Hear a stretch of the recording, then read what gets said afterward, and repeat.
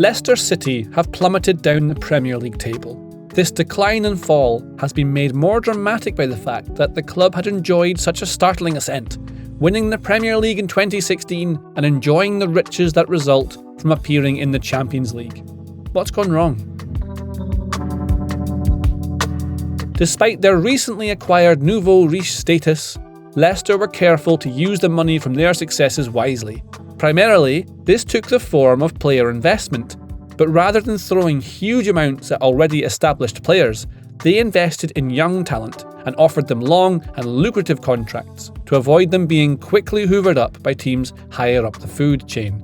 This approach saw them sign Kelechi Iheanacho for £25 million, James Maddison for £20 million, Youri Tielemans for £45 million, Wesley Fofana for £30 million, and Patson Daka for £23 million in consecutive seasons from 2017 onwards.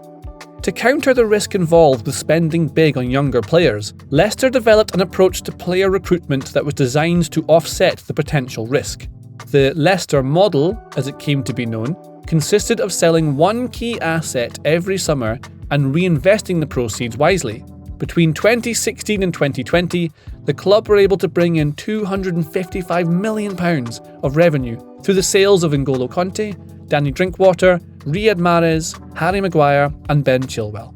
So successful did this approach appear that a number of other clubs claimed to be introducing it into their own recruitment process. The money wasn't just spent on playing talent though. Leicester also invested in their coach, paying out to bring Brendan Rodgers and his staff from Celtic and installing him in a new £100 million training complex at Seagrave in North Leicestershire. But then, disaster struck. In 2020, the COVID pandemic broke out in England. Of course, all Premier League sides were impacted by the COVID restrictions. By the end, Leicester estimated that they lost around £50 million as a direct result, but the indirect cost was even greater. Since 2010, Leicester City has been owned by King Power International, a travel retail group based in Bangkok, Thailand. Being in the travel industry, King Power was severely affected by the COVID-19 pandemic. Between 2019 and 2021, the company's turnover dropped from £2.3 billion to £448 million. Although more recently King Power has started to recover financially and its chairman Hayawat Srivadhanaprabha has promised an ongoing commitment to the club, the timing of the pandemic left Leicester in a more vulnerable position than most other Premier League clubs, given their increased investment across the previous few years. When their 2021-22 accounts were released earlier this season, the club announced losses of around £92.5 million. On top of this, the Leicester model was starting to come apart at the seams. Having committed players to long, lucrative contracts, Leicester's wage bill had grown from £122.4 million per year in 2019 to £182 million per year in 2022. With the drop in revenues caused by the pandemic, Leicester's wage-to-revenue ratio spiked from 68.6% up to above 80%. And whereas before, Leicester had been able to make up the financial difference by selling their best players in the summer, these sorts of sales were starting to decrease in frequency.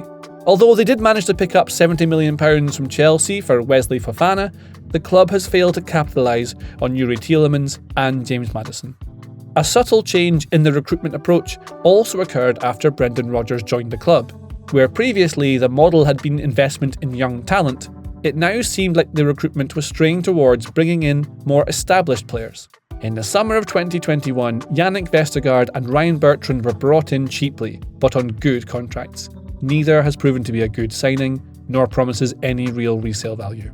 Where the Leicester model was set up to encourage a cycle of value generation and reinvestment, at the point where they needed to fall back on the model, the club had ended up losing their nerve. In fact, so bad has some of the recruitment been that Leicester are soon set to lose a group of players to free contracts who they spent over £110 million to acquire in the first place.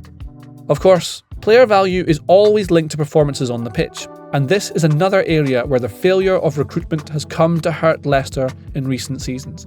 The last few seasons have seen so many misses that not only has the value of some of the players dropped, but so have the performances of the team, and the result is a vicious cycle which has seen Leicester drop down the table at the same rate that the value of the squad has dropped. Given that Rodgers was in charge of the coaching and gradually took more control over the recruitment, it's worth raising the question of his role in the club's decline. As The Athletic's Rob Tanner put it, there have been great achievements during Rodgers' 4 years, and he will go down as one of the club's most successful managers.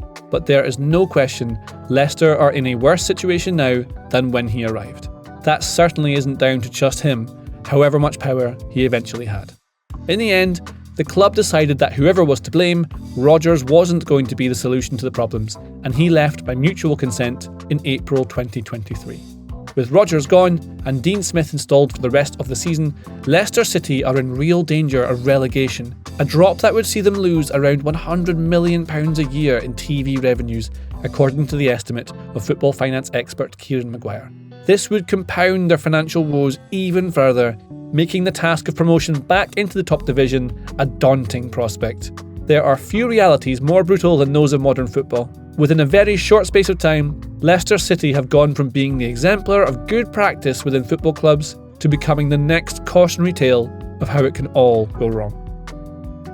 If you like this video, please consider subscribing to the channel.